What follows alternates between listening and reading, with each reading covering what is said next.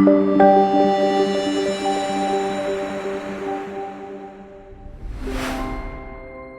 everyone, and thank you for taking a part in this session. How can we shape the future of sustainable fashion? My name is Michal Arbel. I'm an ex-fashion journalist and in the last year, an activist for smart consumption. I'm also the co-author of the bestseller book, Life is Short, Don't Buy the Shoes. And today I have the pleasure to serve as the moderator of this panel. With me today is Tabea Oppliger, co-founder of the nonprofit Global Act and the social business Kite. Hiral Patel, the head of sustainable and thematic investing within equity research at Barclays, and Atnyel, Guedj, a sustainable fashion expert and the co-founder of Med2Flow. So we all heard it before. The global environmental changes we face are daunting and time sensitive. If we want to avoid catastrophic tipping points, we must move quickly and ambitiously. I want to refer to something that Steve Howard, IKEA's head of sustainability, said at the Guardian Sustainable Business Conference a few years ago. According to him, the consumption of many familiar goods was at its limit. In fact, his exact words were, "In the West, we have probably hit peak stuff. We talk about peak oil. I'd say we've hit peak red meat, peak sugar, peak stuff, and even peak home furnishing."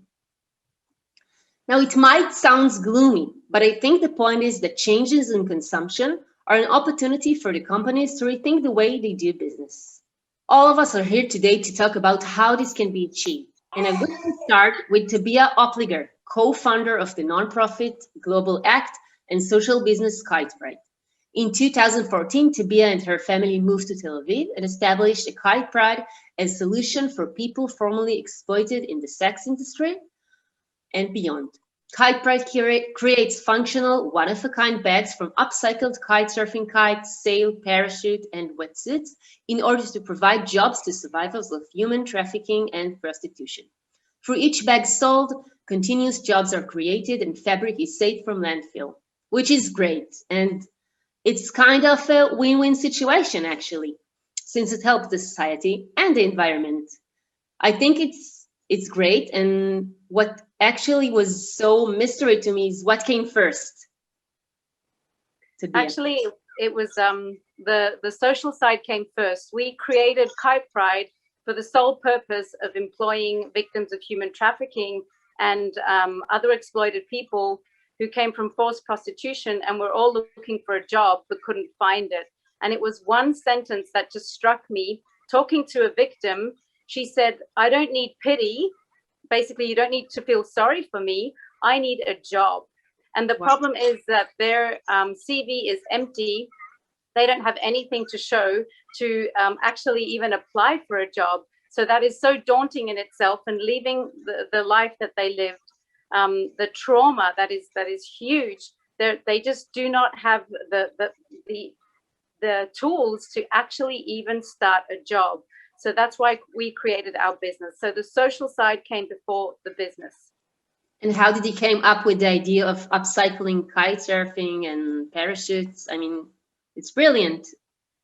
Yeah, so we just really wanted to have and involve people, first of all, because it's all about people, and also create something that reminds the people who we employ of actually the whole metaphor of creating something new and beautiful from something broken and discarded. So they, as human beings, were treated as commodities. They were discarded. They were left aside. They're really marginalized people, and they get to create a new life by being employed, and they get to create new things with discarded materials. So we love that metaphor, and we always said we do want to recycle something. So we started with pallets first, the shipping pallets that are just left on the side of the road sometimes. And then we moved on to material, but making sure that it was repurposed and recycled, and getting a whole community of ocean lovers involved who really have a heart for community, who have a heart for the environment and don't know where to put their old and broken kites and parachutes and yacht sails. And they don't want to feel like they also want to do something for to avoid landfill. So it's a win-win. They donate their old and broken kites and whatever material they have, we make something new and beautiful, and they're empowering lives at the same time. So it really is a win-win. Great. And you're making accessories, and I think you can say it's green fashion. But I think that green fashion sometimes suffer from a bad image or an unsexy image. Why do you think that happened, and what can we do about it?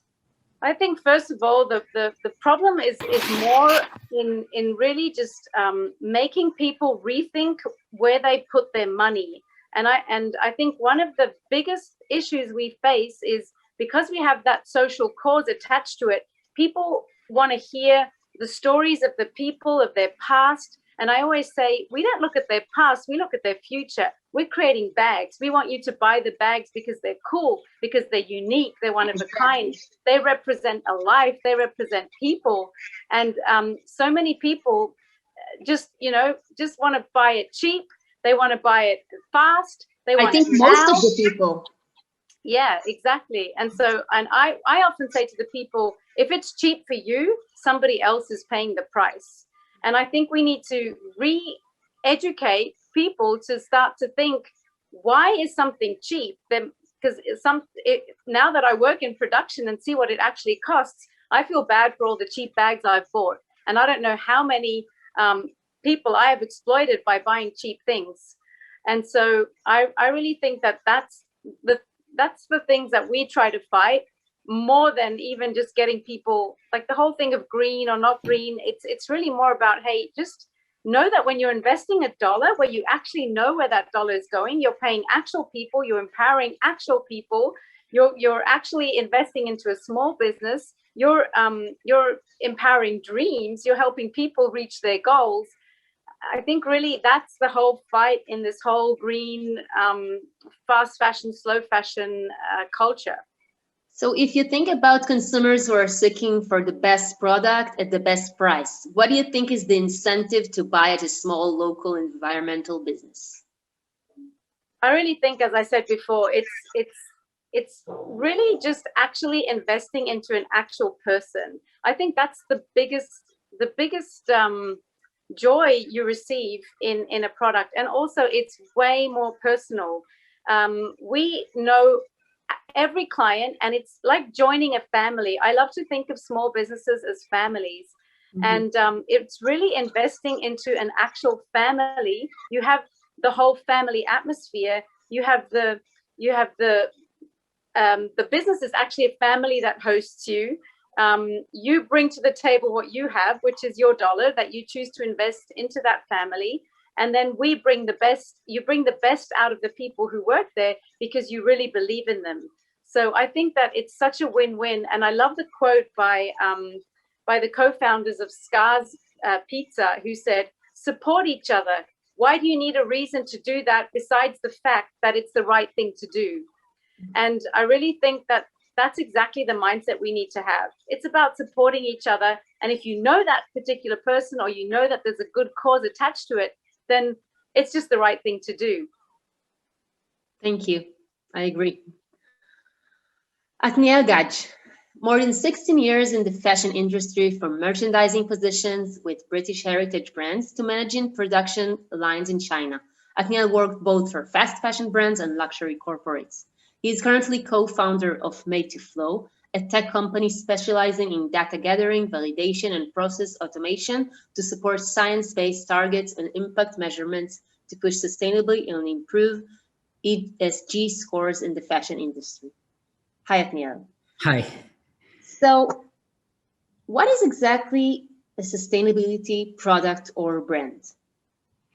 It's very easy and very complex, both at the same time. So essentially, like you were forced to describe me with a mouthful of what we do at Made2Flow, essentially, the way we see it is about bringing a bit of science into the equation. So right now with sustainability, it's very much misunderstood because we think about it and we love to describe things in one simple word, like eco or green or something. But in reality, sustainability is an umbrella word, which means a lot of different things. And we have two problems. We have data issues, who is doing, what is doing, how much it is, and so on.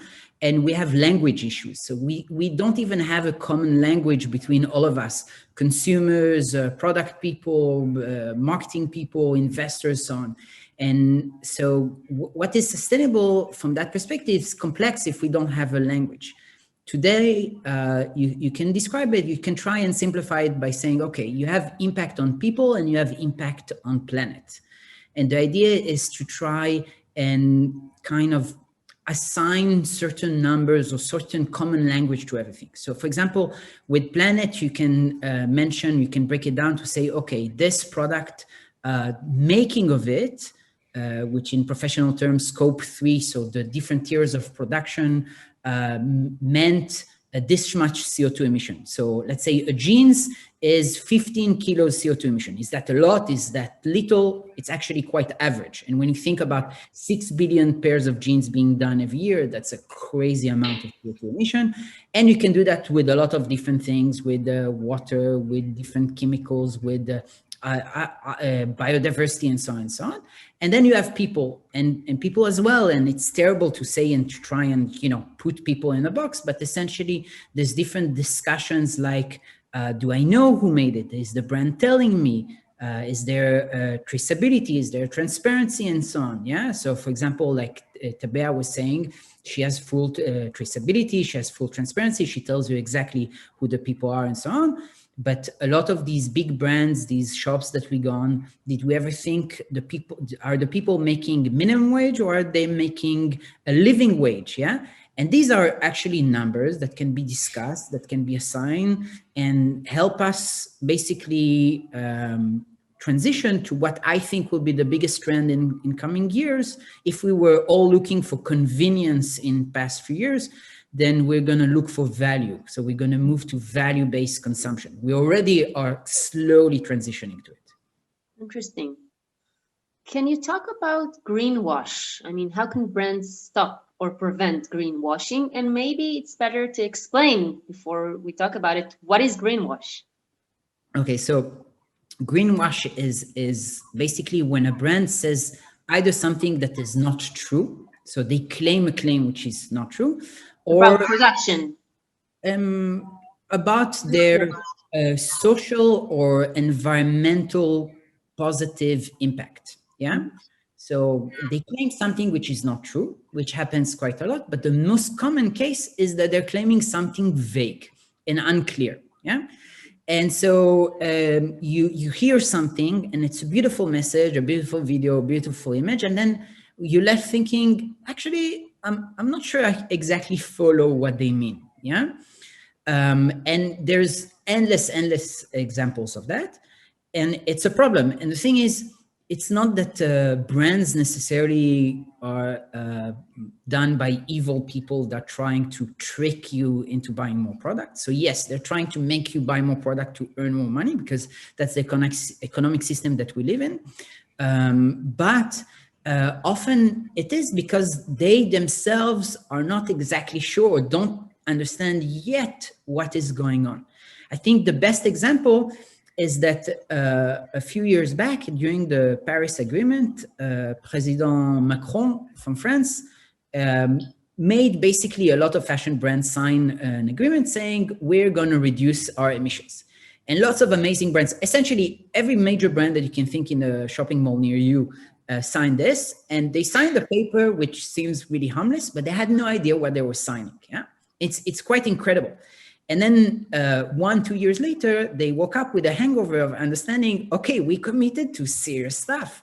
Let's understand how we do it. So only now, after they're publicly committed, very major brands that do some amazing stuff and continue doing some very questionable stuff, both at the same time, are starting to say, okay, we need to educate ourselves, we need to understand, we need to change, we need to know better. And they really try to behave differently. That will eventually slowly reduce the greenwash and go to more substantial actions and being able to report them. At the same time, especially if we talk about fashion, for example, which is extremely scrutinized, far more than a lot of other industries, and for a good reason, if I may add, they now understand that they really need to up their game. We're still going to see a lot of greenwashing in the coming years, but hopefully the conversation will be different, because also us as consumers, because we're all consumers as well, we understand better. We cannot accept the same things that we were told a couple of years back. So what do you think the industry has done well, and what should be done better? So look, it's very complex, because you have small, medium players that are doing incredible stuff. But basically, you can mention a few things that in the past 5 to 7 years were done, which would be unthinkable before. So production is going through different tiers, like 4 tiers actually, yeah, from the field to the final assembly. And now we're at a place where the general norm is to disclose who is doing the final assembly. And slowly we're upping the tier. So who is the supplier of my supplier? Afterwards, who is the supplier of my supplier of my supplier, so on, yeah? Mm-hmm. And so we're gaining better traceability, and the larger brands and smaller brands that are starting from zero with complete traceability. It's incredible. You wouldn't have expected it before, yeah? And at the same time, science is being incorporated. So like you were saying about greenwash, we're stopping to see like these pretty kind of, oh, we did this and we use recycle this and we use all these words that sound great, but then I'm not sure exactly what it means, to actually hardcore numbers. How much CO2 emission, how much water was depleted, what chemicals were used or not used, stories from the supply chain. Here are my workers. Here there is the respect they deserve. And once it was only kept for luxury, and even that they were a bit hidden behind the scene. And now the industry understands that sustainability is the biggest differentiator you can have. So they're starting to be proud of how it was made and basically discuss again about the product. And the future will very much be about how different business models evolve that don't force us to overconsume, but allow brands to make a good living with value across the entire value chain, but higher value to the end consumer, but again, without trying to get out of nature more than it can give us, really. Mm-hmm. Wow, thank you for this incredible information. Hiral Patel. Hiral is the head of sustainable and thematic investing within equity research at Barclays. The team published long-term research on sustainability topics and emerging thematic trends, including investment opportunities across the public and private space. Hiral also worked in audit covering financial services. So Hiral, thank you for being here. What areas of sustainable fashion is generating the most interest among investors, and why do you think? Hello, thank you. So I think over the last 2 or 3 years, clearly ESG and sustainability has become on the investor radar. And as great as the momentum has been, it's kind of alluding to what was mentioned earlier. It's hard to decipher greenwashing, what are companies really doing to address these societal challenges. So I would definitely say the focus from my view, from my discussions with investors, is while the environment has dominated the debate for the last two or 3 years, clearly COVID has shown that there are wider societal factors to consider. There was so much news flow, particularly mid last year, relating to workers' rights and employee rights and supply chain transparency issues for some of the listed major brands that are out there. So I would say that environment continues to dominate the debate, but particularly we're seeing investors asking us a lot more about the social factors, which is great, but in order to make like-for-like comparisons with a big brand A and big brand B, we do need to have metrics. I definitely echo the comments made earlier about making sure that metrics can be audited or verified in order to aid like-for-like comparisons. To what extent are the investment community aware of the environmental footprint of the fashion industry, if at all? Great question. So I would say that in general, investors I call it the David Attenborough effect. That thanks to very large profile documentaries like the one on plastic waste a few years ago, investor awareness is growing just broadly about environment. However, I would say that the pressure is very much on the obvious sectors, whether it's oil or energy or metals and mining.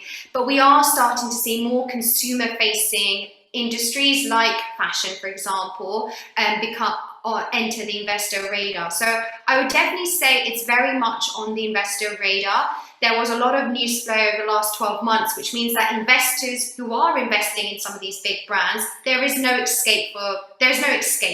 They are under pressure themselves to make sure they're investing in the right companies. And I think one thing that we also need to consider is that regulation is looming. It's gonna happen, and either way, whether it's in the next 5 years or the next 10 years, as an investor, you need to make sure that you are allocating your dollar in the right way to avoid potential regulatory risk. That's interesting. But what do you think are the biggest obstacles or challenges associated with mainstream adoption of sustainable fashion? Great question. So there are a few things I'd flag here. So the first one is scale and at what cost. I say this because we mentioned earlier that there's consumers. As much as sustainable fashion was seen as a luxury item, I guess it's the pressure on the brands to make sure that sustainability is across all product lines and it's not just a specific sustainable range. So brands are under pressure to make sure that sustainability is applied across all of their product lines, but clearly that's going to come at a cost. And who bears that cost? Is it consumers who are willing to pay more? I would argue probably not, even though there are surveys out there which shows that consumers are willing to pay more. I don't think that's mass adoption, to be honest. So that means brands will need to absorb the cost, which means when I say scale at what cost, clearly it's going to be a cost on the companies. And in order for them to still make economics work, it needs to be consistently applied across all of the different product lines. So when it comes to the challenges, scale is definitely a good one, I would flag. And I think at the moment, particularly from the big brands, we've seen some very cool, interesting trials and pilots being announced. But I think the pressure now is going to be how quickly can they apply that across all of the different product lines. So scale is one challenge. The second key challenge that I would potentially mention is that in order to go from trial to full scale, I think the big brands and even the investors themselves will have to consider about joint partnerships, and whether that's big brands collaborating with emerging innovation or smaller brands. And I think there is a lot of know-how to be shared. But yeah, I would definitely think that the challenge of being able to make sure that you enter the right partnerships, the right joint ventures is really important, because you don't want to avoid the risk of being considered as a driver of greenwashing any more than it already is. Yes, I agree. Thank you so much, everyone, for this fascinating talk. I hope we can buy better fashion and consume good products without greenwashing. And thank you so much. It was great having you. Thank you a lot. Thank you very much, Michal.